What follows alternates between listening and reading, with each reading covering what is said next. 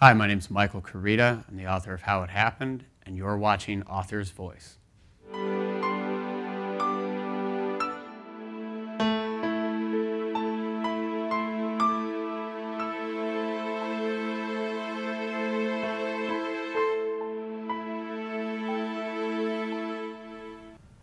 Hi, everybody, and welcome back to Author's Voice, where we are connecting authors to the world.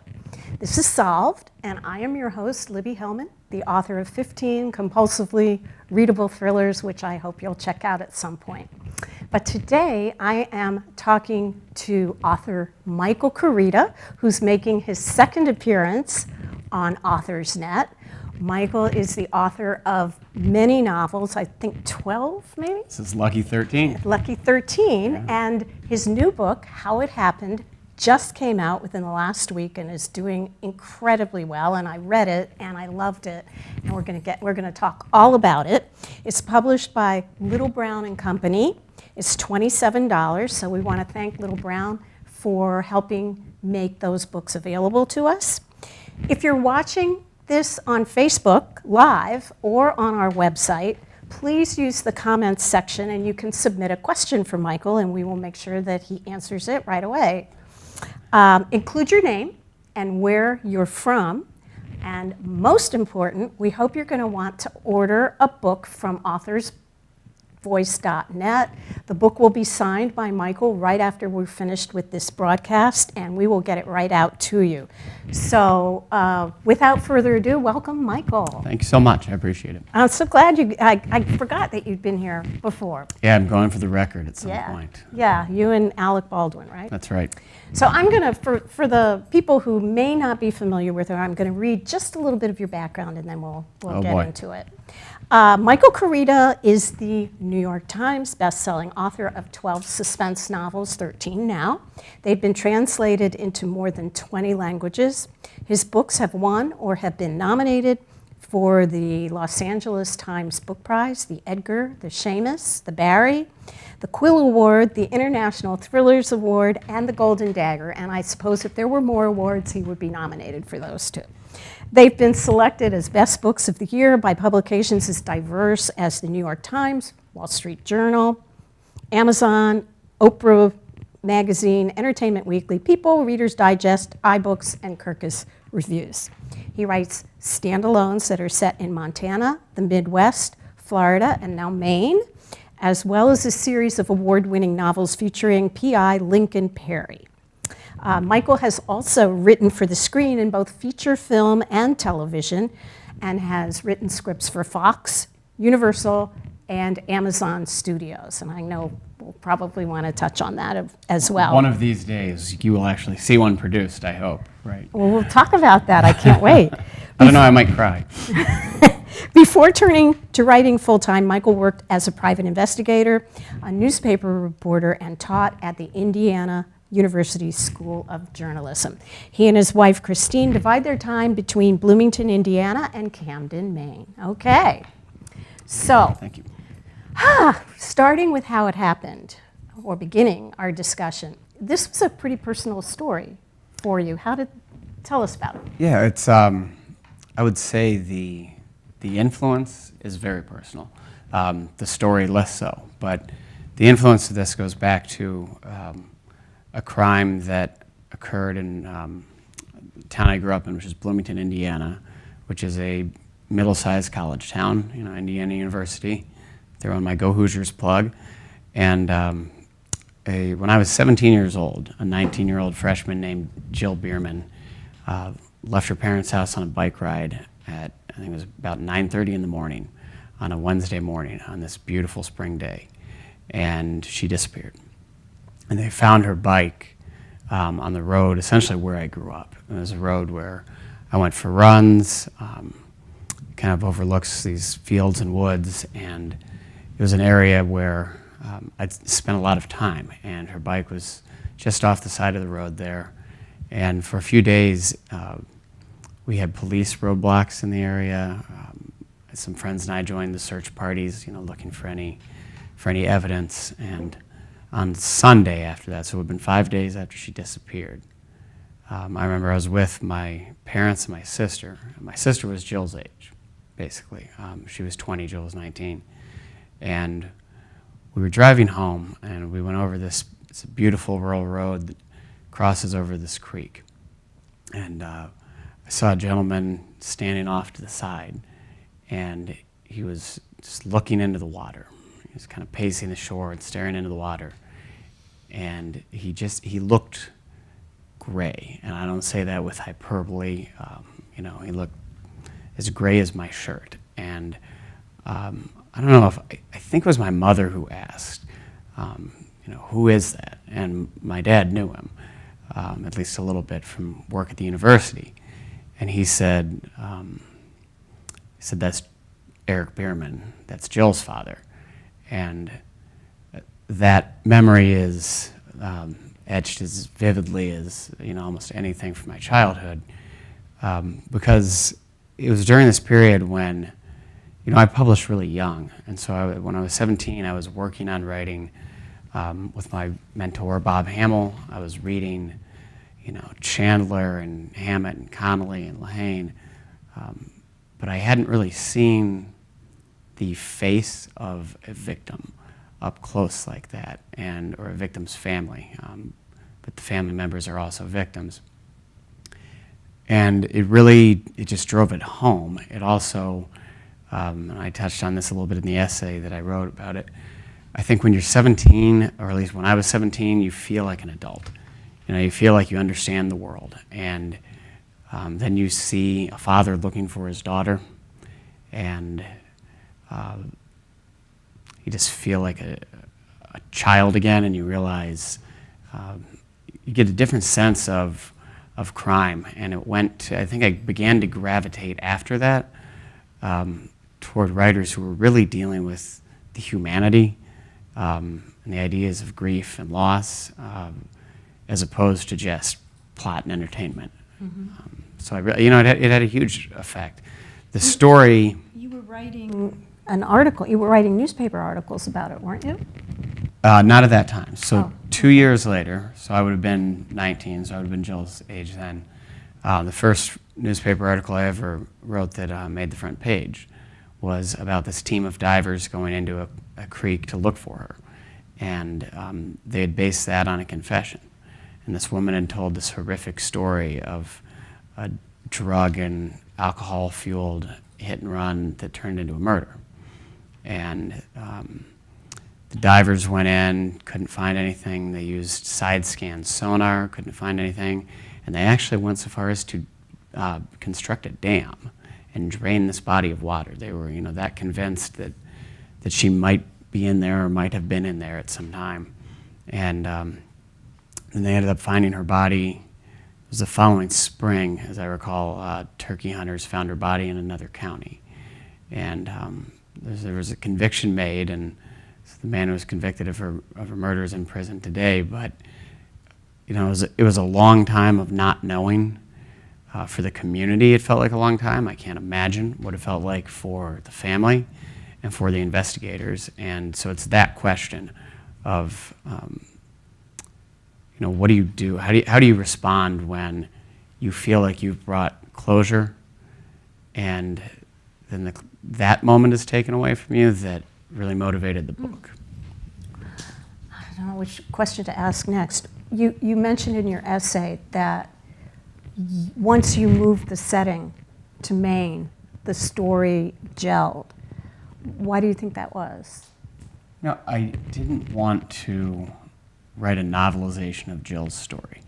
I felt like if I was ever going to really deal with that, it needed to be nonfiction, and I needed to actually do Jill and her family and the investigators not the honor, but the simple justice of treating it like a journalist would. And so I wanted to deal with that emotional underpinning that I was discussing, but I needed to know characters in a story that were not too close to home. And so I had begun to spend time in Maine, and when, I don't know if you do this, but when I get stuck on in a book, I started doing a lot of walking, a lot of hiking. And so I was walking every day past this beautiful old New England cemetery. That it was this old graveyard that's set up above these tidal flats, and you can see the water from it, and it's a gorgeous place, but it's also a graveyard. And the contrast of that, I'm always looking for moments, I know you are too, moments of visual and character contrast. And I started thinking about a father and daughter who would go there for a reason that was actually happy and cheerful in a way, that it was a special spot to them, as opposed to, usually when we read about people going to a graveyard, it's not out of joy. And so it was that place and that moment that really gave me the book. Right, right. I remember those scenes. I remember you talking about when I was reading it, and you brought it forth in such an eloquent way. Oh, thank you. At what point, or you talked about the emotional underpinnings, and you took some of those into the story that you eventually wrote. At what point, though, did that deviate from actual reality of the situation?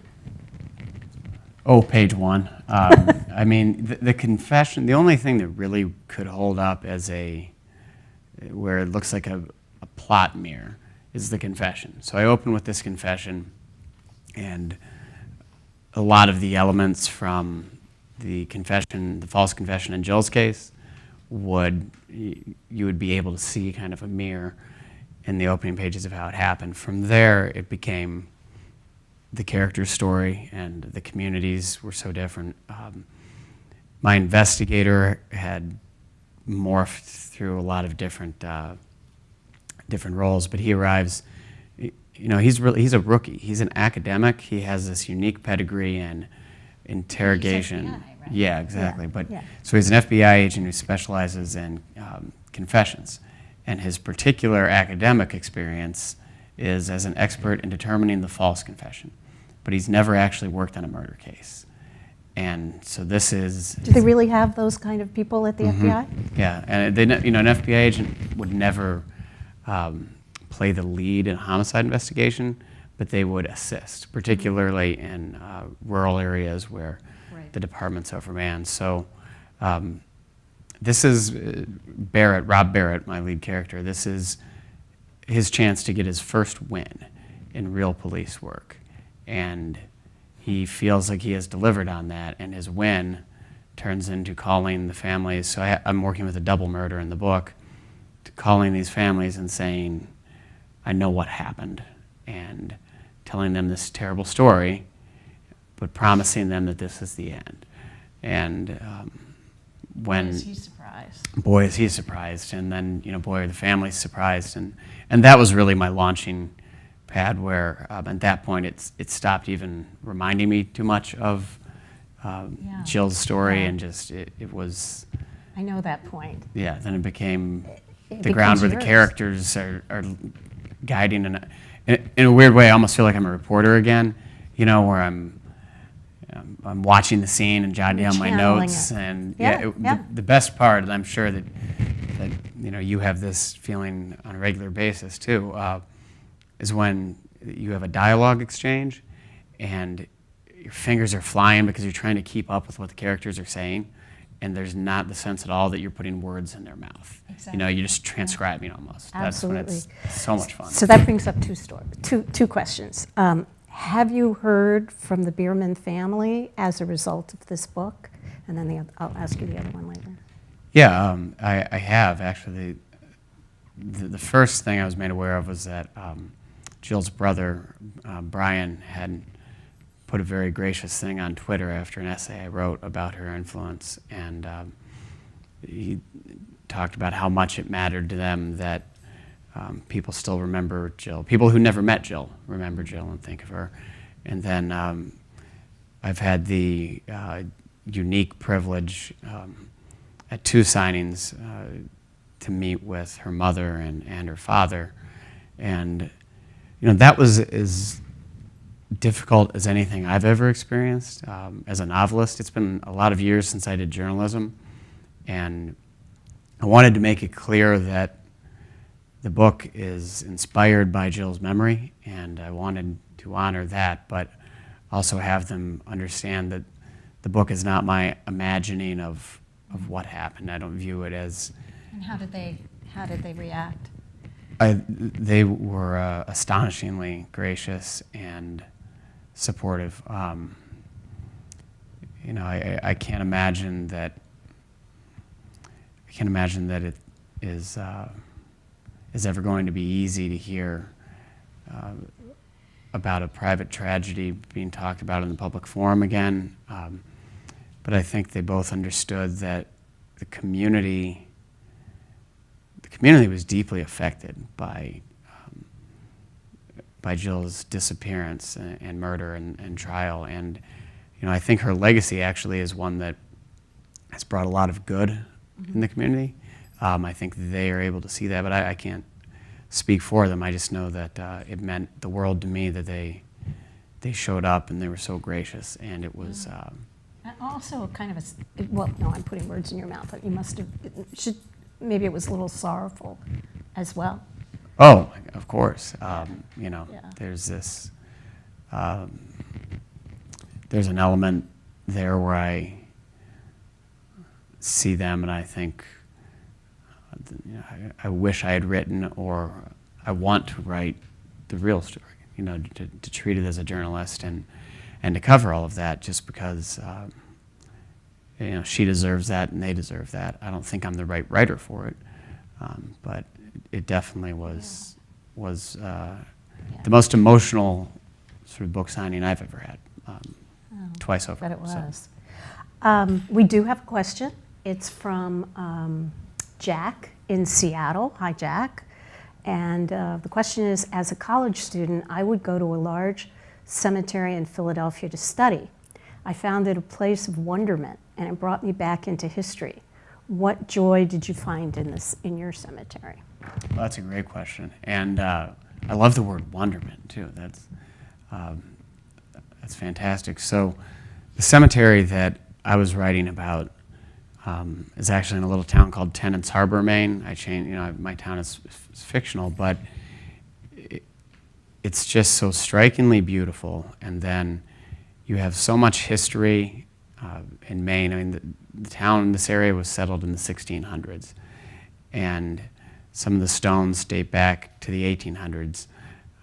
And I was particularly always struck by, I don't know if you did this when you were a kid, you ever went through the process of taking grave rubbings, where you put paper over an old stone and you can no longer read the names or the inscriptions, and you rub it with charcoal, and that can call forth the old names. And I remember doing that on a field trip as a young kid, and I found that a fascinating thing. And I knew that the girl I was writing about, Jackie Pelletier, I knew that she was an artist. And so it was these points of contrast between the beauty and kind of the sorrow there, and then also it would be one of the very first places where the sun rises in the continental United States, so the sunlight touches that cemetery first. And I thought that was really beautiful to think about. So yeah, absolutely. Thanks for your question, Jack. And Yeah, if thank anybody you. That's else is watching and wants to submit a question, go right ahead. Just write it into the comments. You were talking about fingers flying when you're having dialogue between Right. two characters. Do you ever feel impatient because you want to jump to the next scene because you know what's going to happen, and yet you know you have to finish the scene that you're in? yeah, that's I do. Although more often than not, I'm probably dragging a scene out because I don't know where it's going. But it's one or the other. And I think to me, the book shows itself in rewriting. I can't outline, and so Stephen King's description of the process on writing is, to me, it's just perfect because it's how I work, where the first draft is like this lump of clay, and then you begin to see the shape of it, and you start working with sort of a sledgehammer, and then you're down to, by draft number 7, 8, 10, you're working with fine chisels and the toothbrush, and you've revealed this fossil, but you feel like it is a found thing. that the story was always there and that you're excavating it, you're bringing it forward, which is also another reason I liked that thing with the grave rubbing so much. I felt that that was very, this is very meta, I understand, and probably boring, but that was symbolic to me of the process of writing the story, that I was calling forward a life that had been lost. Wow, interesting. That's lovely. In the story, Barrett's grandfather fixed things for his family. And in the story, Ian Kelly's father, who's one of the young men who's murdered, was also a fixer. Were you trying to make any kind of connection between the fathers or the sons? Or did it just no, emerge? absolutely. That's, I like to think about characters in terms of, no matter how far separated they might be from social, economic, racial, gender perspectives, I want to look for that shared tissue. And then I'm particularly interested in the choices where someone makes a left turn on one moral issue and someone else makes a right turn, and where do they end up? And then the more, and I've seen this in your work, so I know that you're fond of this too, the murkier that choice is, the more one can justify their self-righteousness in that moment. Exactly. The more interesting it is to me to go back and look at the cost of it. And also conflict between characters or the sons of characters. Exactly. It's perfect. Yes. It's a perfect vehicle. So how many of the twists in the story did you work out ahead of time versus letting them kind of rise organically from what you were writing? Most of them rise, it's such a lying word, organically, because I feel like, they rise when I'm face down on the floor swearing that I have to retire and can never write again, that I'm a hack and a fraud. So yes, it rises organically, but it's the result of rewriting. This book was an exception to me, though, because I did know that everything had to go back and fit into that confession in some way. And it didn't need to be that she was never lying. Didn't need to be that she was never wrong. It needed to work with the words she said in a way that, and so that was a fun challenge to me. I think you've been doing this long enough that I would guess you probably share the desire to, when you start a new book, you think, what can I do that I haven't done yet? Exactly. From a craft standpoint, how do I Right. challenge myself? Right. And that was the way I Right. was going about it this time. But you haven't done any historicals yet, or maybe I've done one. Oh, you have. Yeah, I wrote The Cypress House was set in the Depression, and did I Okay. catch you with one you haven't read? Yeah. Oh my goodness. Oh my Cut God. the camera. I know. I'll go Yeah, right there. I I'll don't go want to my the- language to be live streaming. Okay. Did you always know you wanted to write crime fiction, or how did that? Yes. Yeah. Why was that? How did that come about? Being a warped, disturbed person, I guess. My mother is the sweetest woman on the planet. She's one of those people who is truly defined by her job. So she was a first grade teacher for years, and if you met her, she would give you a hug and a sticker. So I like to say that, I'd like to blame my mom and say that I was raised in such a tough environment because of my mom, that's why I turned to such dark stories. But I particularly like to say that when she's in the audience, because she's so horrified and she gasps and then runs around giving out hugs and stickers. So I think I was just drawn to it. My dad was a big film noir guy, big Humphrey Bogart fan, Alfred Hitchcock, and we didn't have cable TV, but we had like VHS collections of everything that Hitchcock ever did. So while other kids were watching cartoons, I was watching Rear Window for the 29th time. It had an effect. Double Indemnity. Exactly. Oh, Yeah, one of my James Cameron. favorites. Yeah. One of my favorites. You were published at an incredibly young age. In fact, I think I read that 2 of your novels were sold before you finished college. Yeah, before I got out as an How undergraduate. did you do that? Luck, and luck. Yeah, you must have come, you were watching film noir. I guess your mom made it a literature-rich environment for you? Yeah, my parents were both big readers, so Yeah. reading as entertainment was just Right. always part of our lives. And my dad particularly read mysteries, so did my mother, but I was drawn toward that type of story, and I wanted to get an early start. I had no idea how lucky I was. There was a retired sports editor at the Herald Times newspaper named Bob Hamill, who went out of his way to mentor me in terms of studying the craft. And Really, what did he do? What exactly did he? well, do you? for a start, he spilled so much red ink over my initial stories that I thought he'd nicked an artery. And then he told me that it was really good. And so you have that moment as a young writer where you see somebody just, slashing things apart, who's not a teacher, who is a professional writer. Right. And then they say, hey, this is really good. You just need to make a few changes. And he gave me Strunk and White, he gave me Zinzer, these books that if you want to pay attention and absorb the lessons, then, the craft is right there. And then St. Martin's Press, he introduced me to an editor there. My first book was rejected, but Pete Wolverton was very encouraging. And at the time, St. Martin's still had the Private Eye Writers of America contest. Mm-hmm. So if you won that, you got published. And I am so sad to hear that conference or that contest is no more, because for me that gave me a decade's head start. It was Amazing. It was huge, and Steve Hamilton won it. Les Roberts, and there were some really good writers to come out of that. So. I'm sad that it's gone, but for me, it was an amazing chance. Yeah, and then the second novel was also sold before. Yeah, and that was terrifying. I mean, as we all know, there is no book more terrifying than the second novel, because when you're writing the first book, it's like, well, if this is terrible, no one will see it. Right.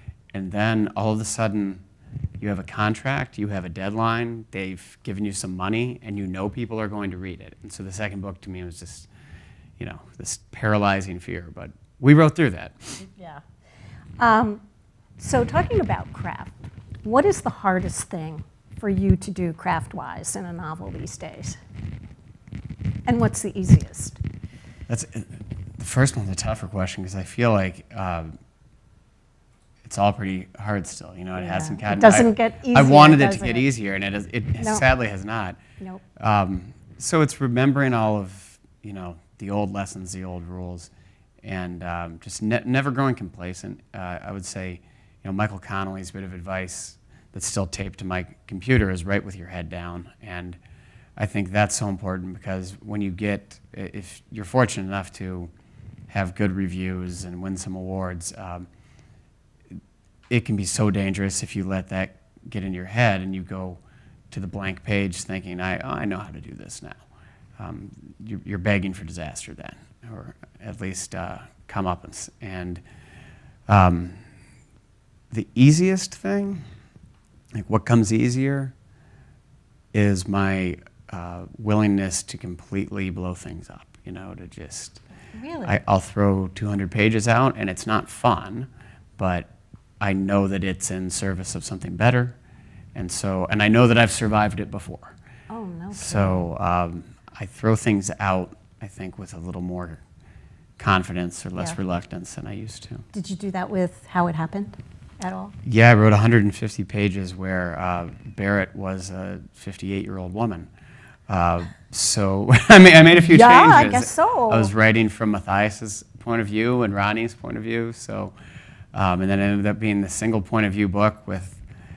So Barrett was originally this ultra experienced, retired female agent, and then somehow Barrett became a novice on his first case, and he was a guy, and I cut all the other point of view characters, so it did change a little bit there.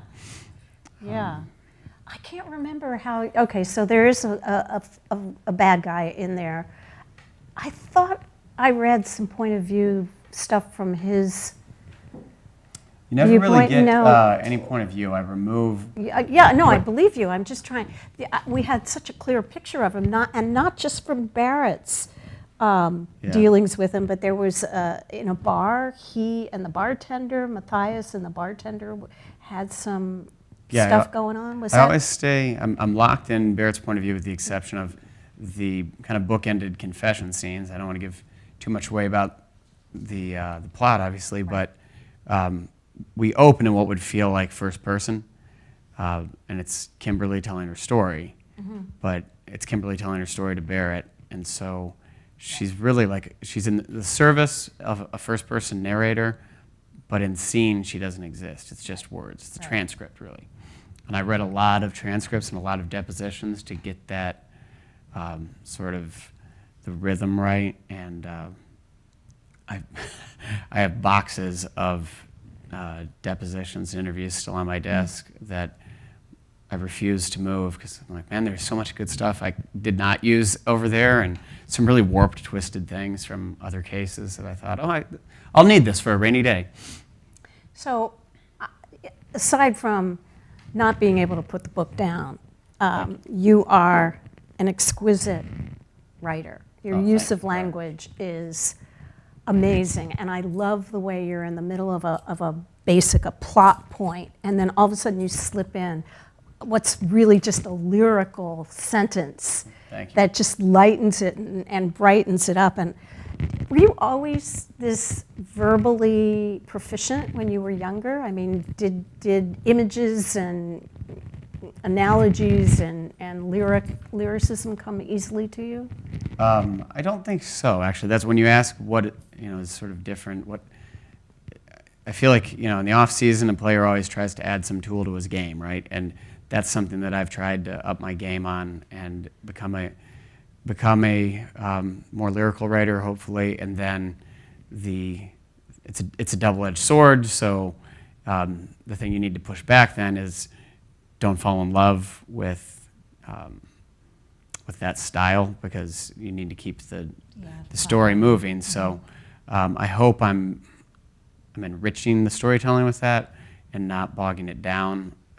But I do love, and you think about, like, why would people read a book when they have so many series on Netflix? They could be binging, or they could be, on a podcast, whatever. There's so much out there. Well, to me, you read a novel because of the words. And so the words really do need to count, and omit needless words, that's key. That's rule one. But also caring about them enough to find the right way to say it is the thing that we as writers can provide that Netflix can't, right? Mm-hmm. So I look at that as very critical to our job and our survival and really pop culture. It's offering that sort of... it's a different dimension. Right, exactly, that added dimension. Yeah. What is it about writing that you love the most? Being surprised by the characters. It's sitting down, sitting down with my cup of coffee and thinking, I know what Barrett or Matthias is going to do today, and then 3 hours later leaving the desk feeling this adrenaline rush because it didn't go that way at all, and the story now is wide open, and I'm seeing new possibilities. Yeah. That to me is hands down the joy of it. What's next? What are you working on now? I just finished a draft of the book that should be out next May, and the working title is called I'm Still Here, which seems like the appropriate title at the end of a draft. You kind of feel weary and beaten, so we'll see if that actually lasts, but I'm excited about it. Great. Well, is it a standalone? It is a standalone, yes. Okay. Although there's a little overlap with some characters from How It Happened. So. Oh, really? Yeah, sort of. Okay. It's set in Maine again, and there's some familiar faces. Will you go back to Lincoln Perry at all, do you think? Or are you just have better, not better, but different ideas? I never will rule it out. I owe Marcus Novak a return, so he's sort of more pressing to me right now because I left him in a tough spot. And but Lincoln, I definitely wouldn't close the door on that. Okay. And Barrett, is he going to come back? I think Barrett might start showing his face around Maine. I look at it at the end of the book. He's a fairly young guy who's he needs some rest and recoup time. He needs to be rehabbed. Exactly. Once he gets out of rehab, he's gonna he's still young. He's got a future. Okay. Well, thank you Thank so you. much. This was an amazing opportunity. Oh, well, Appreciate this is just support. a great book. Guys, if you do nothing else, you have to go out and get How It Happened. By the way, it got 3-starred reviews, great review coming up in the New York Times this weekend, Washington Post. It hasn't gotten a bad review. So anyway, we are unfortunately out of time. We've been talking about How It Happened by Michael Koryta, which is published by Little Brown and Company, and I just want to give you a heads up on what's coming on Author's Voice.